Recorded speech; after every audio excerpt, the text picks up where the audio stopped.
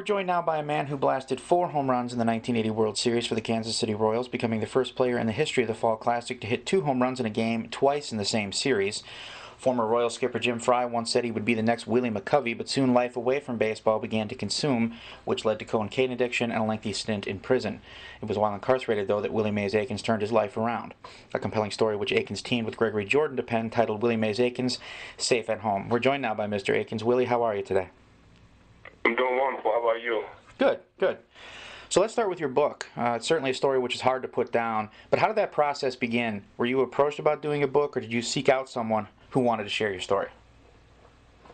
Well, I had thought about doing a book when I was in prison, and almost every day when I was incarcerated, people used to talk to me about, Willie, are you going to write a book or what about your life? So while I was incarcerated, Gregory Jordan, he did a book with my agent, Ron Shapiro, and one day they were having lunch, and Ron asked Greg what his next project was going to be. And Greg started talking about how he had heard about me going to prison and how I was his childhood idol and everything growing up as a kid. And Greg didn't know that Ron was my ex-baseball agent.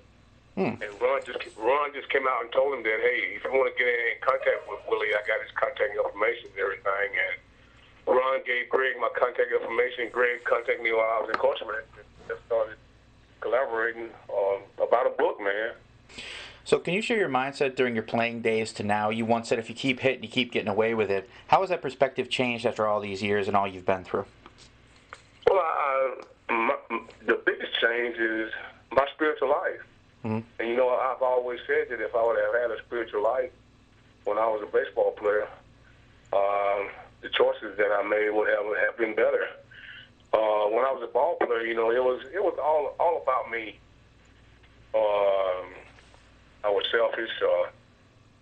I had the skill, you know, to make it to the major leagues, but after I got to the big leagues, I guess my character faults that I had inside of me wasn't good enough to keep me in the big leagues as a ball player. I made some bad choices, you know, and everybody make bad choices in life. But my mindset today, you know, is that, you know, it's not all about me. I become a servant, and I try to help other people now. And as a ball player, you know, I didn't have that mindset. I wanted to get everything for Willie Aikens. I wasn't a servant. Everything was for me. I had pride, I had ego, which got in the way. And today, you know, I've become humble. And because of my spiritual life, I'm able to make better choices. And I believe that the little voice inside of me, the Holy Spirit, that's inside of me, that allows me each day to be convicted when I even think about making bad choices in my life. So the biggest change for me is my spiritual life. You know, one story that struck me in your book was an exchange you had with Hall of Famer Frank Robinson, where you were calling him Mr. Robinson. Can you share that story with our listeners? I always thought that was very interesting. Well, you know, I used to watch Frank growing up as a kid, and even before I signed to be a professional baseball player, I met Frank. I was playing up in Baltimore for an amateur team named Johnny's, and the scout Walter Youts, who eventually signed me, he was the general manager for Johnny's, but he was also a scout for the Baltimore Orioles, and he used to take me over to the Memorial Stadium, and I used to catch batting practice for the Baltimore Orioles. And after I would catch batting practice, they would let me get in the batter's box and hit. But in 1974, even before I became a professional baseball player, I got to meet Jim Frey, who eventually was my manager in 1980. I got a chance to meet Frank Robinson, Brooke Robinson, Book Powell, and all those people back then, even before I became a professional baseball player. But at the time when I talked with Frank, I was struggling, and I was kind of lost.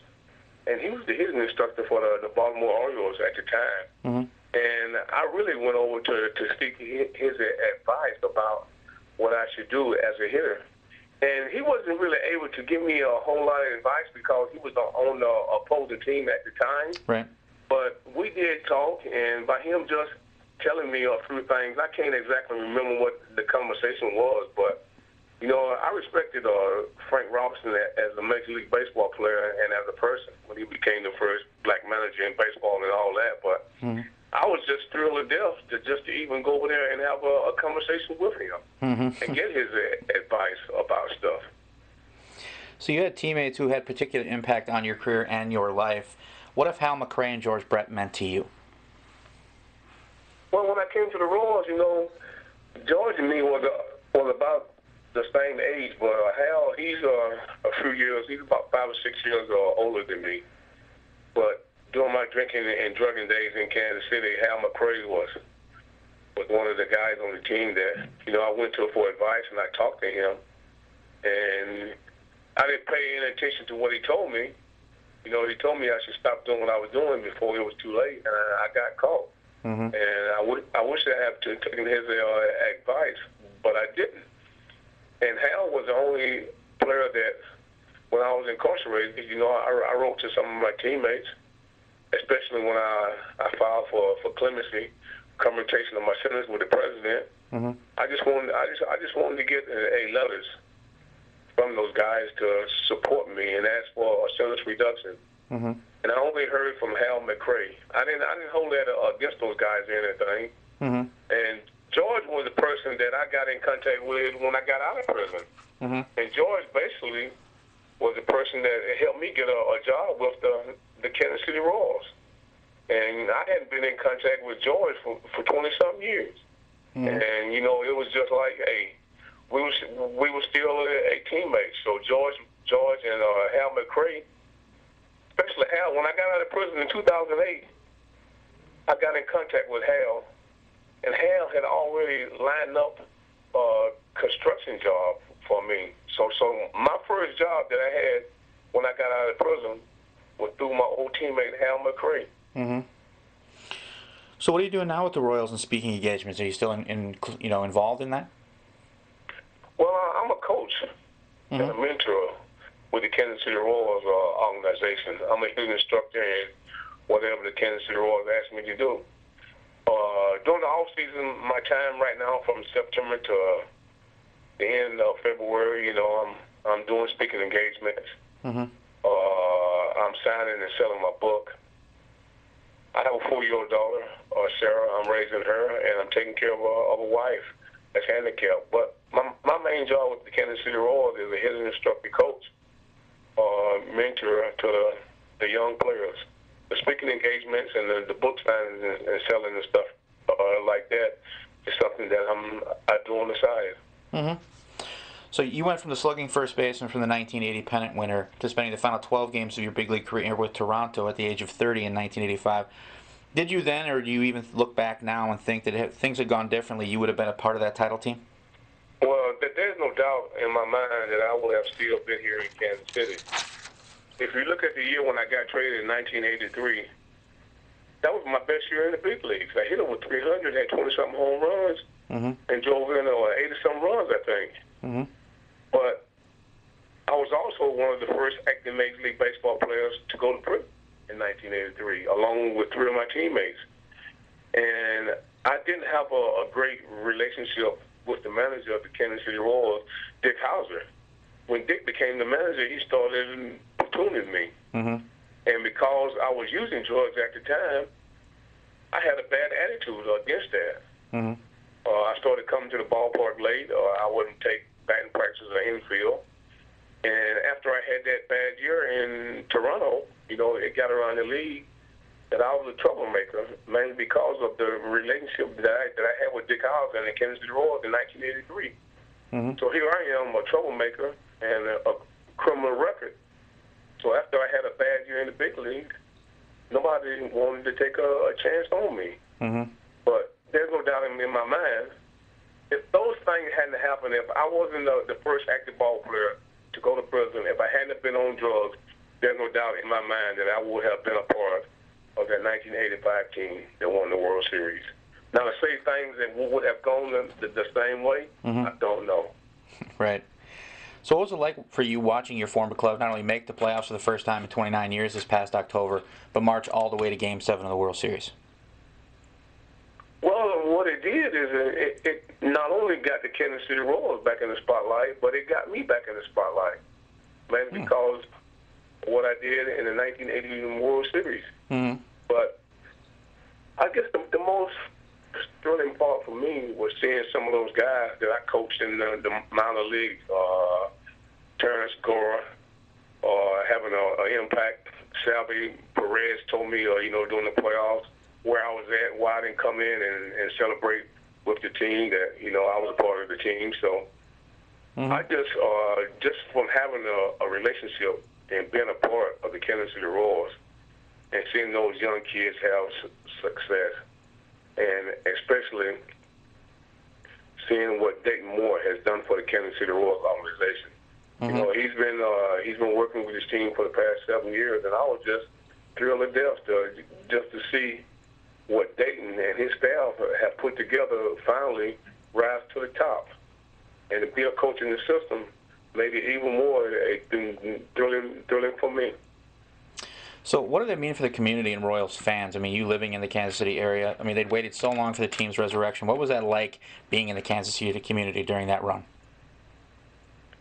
Well, what it did, baseball in Kansas City for the last 29 years hasn't been that great.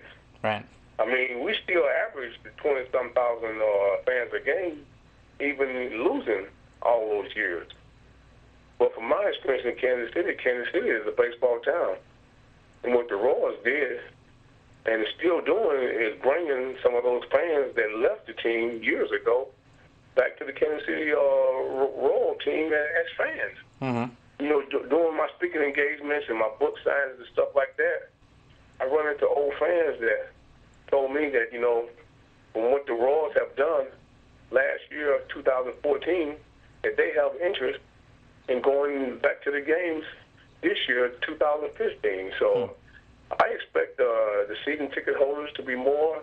I expect more fans this year for the Kansas City Royals. But the Kansas City Royals 2014 team put Kansas City basically back on the map as a baseball team. Mm-hmm. And 80% of the country, from what I heard, was pulling for the Kansas City Royals in the World Series.